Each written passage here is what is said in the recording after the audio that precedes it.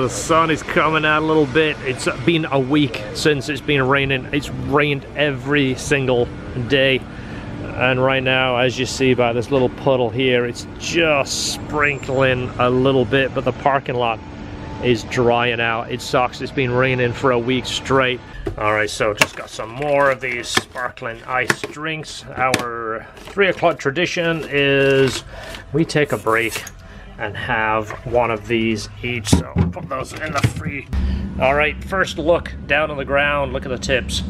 They're paired perfectly. Now this takes a lot of wiggling around. You're trying to cut millimeters. You're trying to get it level. You're trying to get it spaced right. You're trying to get them to sit right. So I think I spoke a little too soon. It's kind of rainy again, but this customer drove all the way from Jacksonville.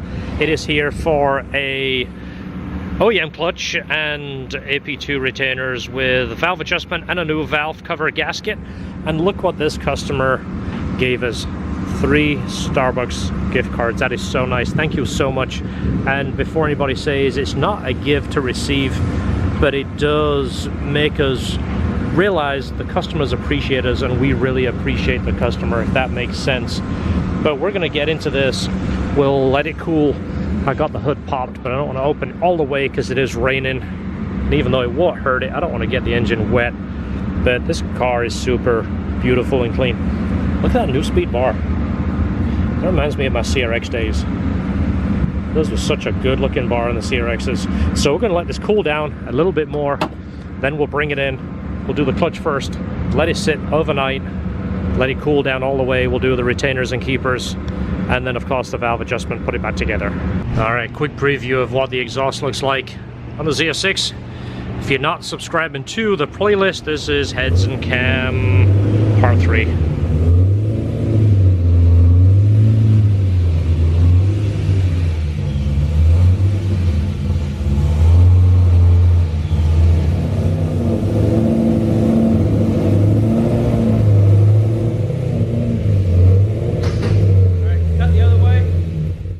OEM clutch kit. If you watch one of our past videos, I talked about this, how extensive of a parts list that you should really do when you do your clutch. If it's worth the time to take the transmission off and replace the clutch, replace everything. Right here we have the pilot bearing, the transmission main seal, the disc, the pressure plate, the Nucci bearing, however you want to call it, new rubber dust boot, engine main seal. The slide, which was on back order forever, it's just come back. We just managed to get a few more. Of course, we include the good old Honda grease. Of course, you guys want to pronounce that. And then, if it's a 2000 to 2003, we replace the drive shaft bolts with a hardened bolt. This not only makes our life easier, but if you ever have to work on it again, you're not going to worry about those bolts. Wow, truck's got 1,977 miles. It's the same year as my wife was born. So real quick, I just got some fresh 93 octane gas. I didn't want to drive the Corvette to the gas station because it runs terrible, and I don't want it to stall out or start bucking or acting all crazy and giving me issues. So I just put it on the dyno and picked up some fresh 93 and put it in a can.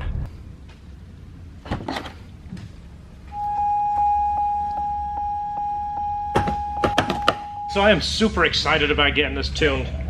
It's, like I talked about in past vlogs, the Corvette that I had, the 2010 C6 with this, the same package. It was by far my favorite car out of all the cars I've owned. It sounded great, it was fast, it was exhilarating, the brakes were terrific. This car is that car, 15% better. All right, see what gas we got. Always take the recommendation. Make sure you got gas in it. Look at that, a little over half a tank of fresh 93. Something that you should do for your tuner. Make sure that you got the gas in it that you intend to run. All right, so accompanied by my trusty Welding helmet and some nice aluminum filler rod, I'm gonna run up to a local body shop. They have an aluminum vehicle that needs welding. I believe it's an F-150. One of the pluses to the aluminum is it saves about 800 pounds on the vehicle. One of the negatives is the aluminum cracks, and it has to be welded before they can do any kind of filling, so we actually do quite a few for them. All right, so we're here. You guys have seen this before. This is the shop that did the Integra for us. This is the truck right here. And again, everything is aluminum. Whenever they get bumped, they crack. See the crack here, here, here, and then there is a little one there. You have to fix that. If not, it'll wander around here and it'll crack whatever filler you put on it. So the stuff is very, very thin. I mean, look at it. It doesn't take much to move it. So luckily, we have the skill and technique. Hopefully, see that one right there? It's actually pushed out. We're gonna have to weld that, tap that in.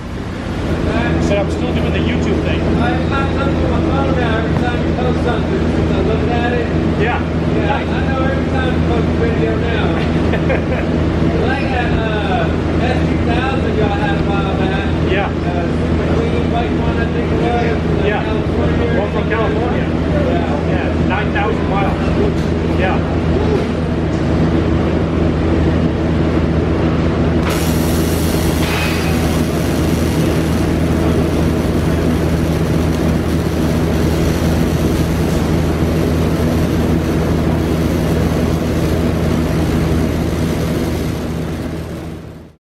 All set. I tried to build up a little bit because they have to kind of knock some of this down, and obviously on this edge it's tough. We try and weld on the backside, build it up a little bit, add a little bit of strength. So we got our 4 spots right here, and again built it up to add a little bit of material so they can grind on it. But that one is all done. All right, F-150 Limited. It's a pretty truck, pearl white. Okay, so I'm not going to complain that a lot of the newer Fords, and even I just did some Jaguars recently, and there was another car, I can't remember what it was, but anyway, I'm not going to complain that they're made of aluminum because not many people can weld them. Being so thin, they're a little tricky, so it's kind of nice. It gets me a little bit of variety, and I get to share it with you guys. All right, clutch is done, serpentine belt is on. Just got to do the retainers and keepers. So everything went okay. We're going to leave this heat shield off for right now so we can access the retainers and keepers easier. Once we take the valve cover off, the shield that goes this way, the black shield, gives us a little bit more room by leaving it off. A few little TLC things, of course, we'll replace the parts I showed you, but these bolts here can sometimes be an issue coming off, so we put them back on with a little bit of space grease just to make sure that they don't rust in. Of course, the 2 bolts at the lower portion of the transmission get a little bit of space grease too, but this is going to feel night and day. The clutch was pretty rough. This is going to feel great.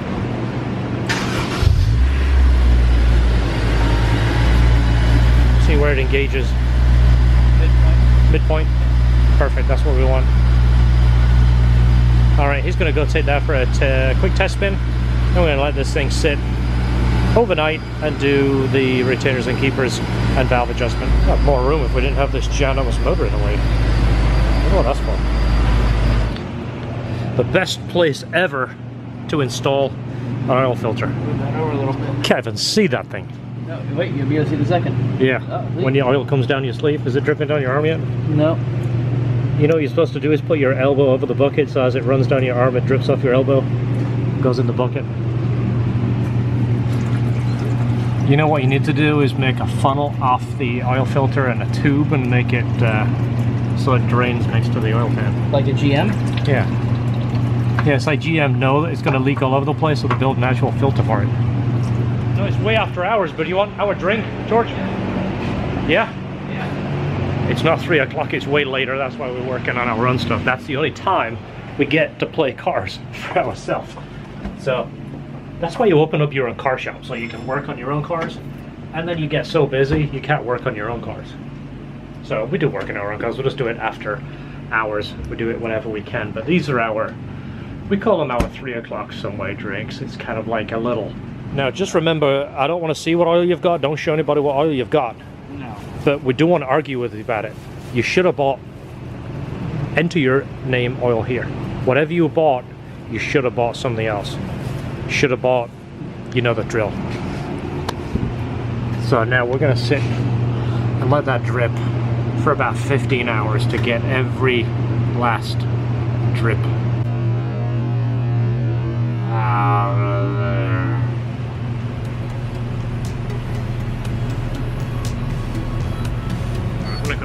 outside, it's dark in the shop, and it's still raining. It sucks. So, quick backstory, I'm going to show you a little bit of a preview. George's build is going on behind the scenes. We're still acquiring parts, he's acquiring parts. We're trying to get everything ready and build a few little things here and there, so once we get an opening and his car can come in, it can come in for a couple of days and try and get the whole turbo kit done. So there is a lot of stuff going on. It doesn't just happen in a day. This is a custom kit. A lot of extra little things going on to make this thing absolutely primo. It isn't every day you build your own turbo kit. So we try and go above and beyond. And again, we're sharing what we're doing with you, giving you ideas and, you know, inspiring you to do stuff. That's what it's about. It's kind of like sharing, you know, sharing the fun.